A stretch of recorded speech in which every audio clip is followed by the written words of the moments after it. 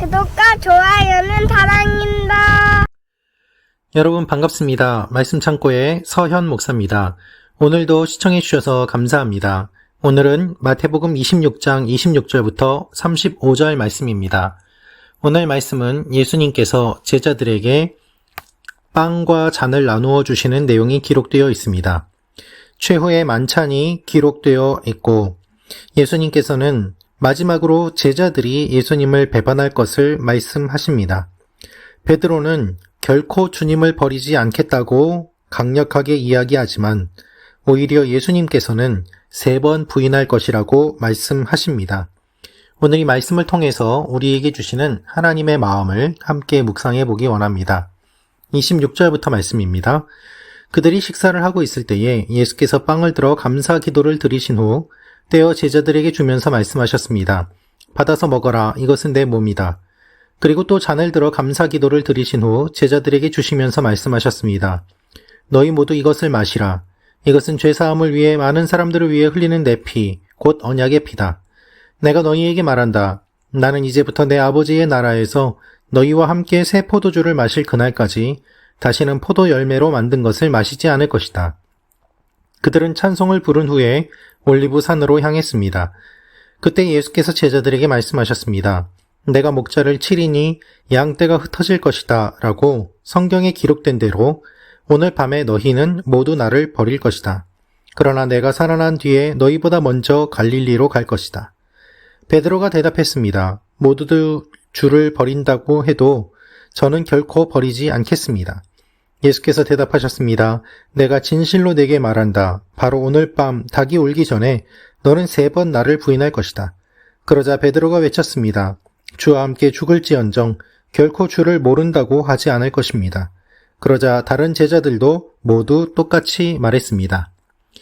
여러분, 성찬은 어떠한 의미가 있을까요? 성찬에 대해서 제가 설교한 시리즈 설교가 있습니다. 4편의 설교를 유튜브에 올렸는데 참고해 보시기를 바랍니다.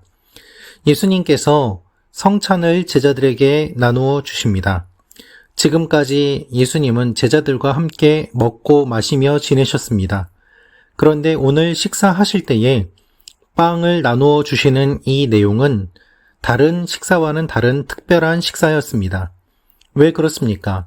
예수님께서 내 몸이다, 내 피다 라고 말씀하셨기 때문입니다. 예수님의 몸과 피라는 것은 무엇을 의미합니까?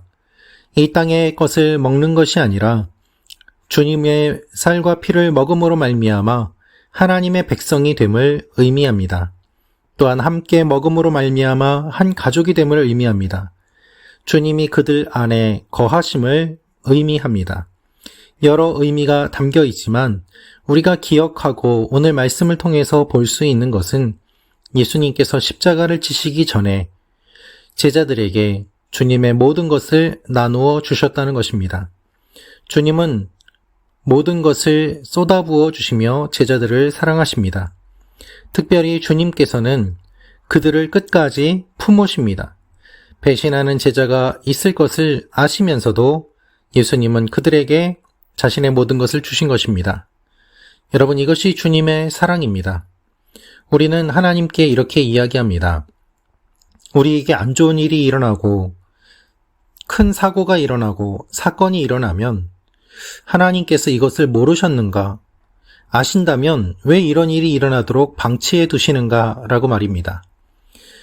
여러분, 오늘 말씀을 통해서 우리는 주님의 마음을 조금 이해할 수 있습니다. 십자가 앞에서 제자들이 다 도망갈 것을 예수님께서는 알고 계셨습니다. 그러나 그럼에도 불구하고 예수님은 그들을 품으십니다. 이것이 우리가 알 수 없는 놀라운 하나님의 방법이요, 하나님의 사랑입니다. 왜 그렇습니까? 주님이 먼저 우리를 사랑하시고 주님이 무조건 우리를 사랑하시기 때문입니다.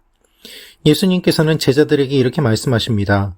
오늘 밤에 너희는 모두 나를 버릴 것이다 라고 말입니다. 이렇게 예수님의 이야기를 듣고 베드로는 발끈하며 이야기합니다. 주님, 모두들 주를 버린다고 해도 저는 결코 버리지 않겠습니다 라고 말입니다. 그러나 예수님께서는 3번 부인할 것을 말씀하시고 베드로는 여전히 큰 소리로 외칩니다. 강력하게 부인하면서 저는 죽을지라도 주님을 모른다고 하지 않을 것입니다. 라고 말입니다. 그런데 오늘 말씀을 보면 베드로만 이렇게 이야기한 것이 아닙니다. 베드로만 두드러지게 보일 뿐이지요. 35절 말씀을 보면 그러자 다른 제자들도 모두 똑같이 말했습니다. 라고 되어 있습니다. 이것은 주님을 사랑해서 고백한 것이 아닙니다. 베드로가 고백한 것을 보고 잘난 척한다고 생각하며 시기와 질투로 이와 같이 반응을 보였던 것입니다. 저도 주님과 함께 죽을 것입니다. 죽더라도 주님을 부인하지 않을 것입니다. 예수님의 제자들 모두 다 이와 같이 강력하게 이야기를 한 것을 성경은 분명하게 기록하고 있습니다. 여러분, 믿음은 우리의 의지가 필요합니다. 그러나 우리의 의지만으로 되는 것은 아닙니다. 내 힘과 내 능력과 내 의지로 믿음이 결정되는 것이 아닙니다. 먼저 주님께서 살과 피를 내어주시고 그것을 먹음으로 말미암아 우리의 믿음이 세워질 수 있는 것입니다. 주님의 사랑에 반응하는 것, 그것이 믿음의 바른 순서입니다. 우리가 먼저 주님을 사랑하기 전에 주님이 먼저 우리를 사랑하셨습니다.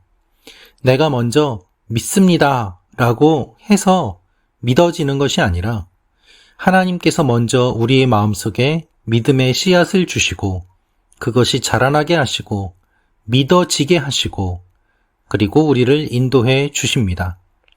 오해하지 마십시오. 우리의 의지가 잘못되었거나 나쁘다는 것이 아닙니다.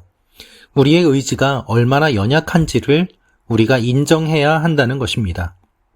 베드로가 주님을 부인하지 않겠습니다 라고 의지를 가지고 강력하게 이야기하였지만 그가 가졌던 의지는 금방 무너지고 말았음을 우리는 너무나도 잘 알고 있습니다. 우리가 예수님을 믿을 때 의지는 물론 필요합니다. 주님, 내가 어떠한 일이 있더라도 믿음을 포기하지 않겠습니다. 어려운 환경 가운데서도 다시 한번 주님을 바라보겠습니다. 이러한 의지는 매우 중요한 것이고 아름다운 것입니다.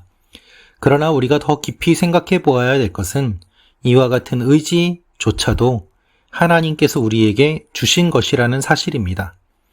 내가 믿고 안 믿고로 나의 믿음이 결정되는 것이 아니라 주님께서 우리 마음속에 주신 그 믿음을 다시 한번 기억하고 받아들이고 온전히 순종할 때에 우리가 바른 믿음의 길을 걸어갈 수 있다는 것입니다. 특별히 믿음은 사랑입니다. 예수님의 이 말씀대로 베드로는 예수님을 부인하였습니다. 그런데 그렇게 실패한 베드로를 주님께서는 찾아오셔서 너 왜 나를 믿지 않았느냐? 너 왜 나를 부인하였느냐? 라고 말씀하시지 않았습니다. 주님은 베드로에게 내가 나를 사랑하느냐? 라고 물어보십니다. 이것이 본질이기 때문입니다. 믿음은 결국 무엇입니까? 주님을 사랑하는 것입니다. 주님을 사랑하면 믿게 되고 당연히 주님을 따르게 되어 있습니다. 사랑하는 말씀 창고 가족 여러분, 여러분의 믿음이 흔들리십니까? 주님을 사랑하는지 다시 한번 돌아보시기를 바랍니다.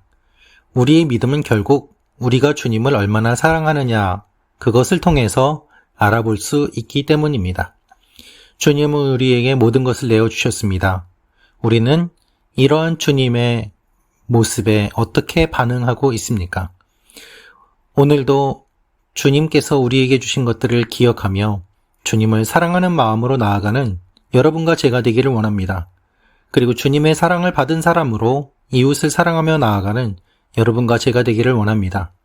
고난주간 주님께서 왜 고난을 받으셨는지 다시 한번 기억하며 우리를 사랑하셔서 그 길을 걸으신 주님의 그 사랑을 다시 한번 기억하는 여러분과 제가 되기를 원합니다.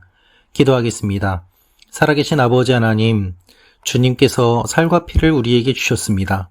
모든 것을 내어주신 주님, 그것을 받아 먹음으로 우리가 생명을 얻게 되었습니다. 우리가 주님의 생명을 받은 사람으로 살게 하시고 우리도 주님의 생명과 사랑을 나누는 하나님의 사람들이 되게 하여 주옵소서. 예수님의 이름으로 기도합니다. 아멘.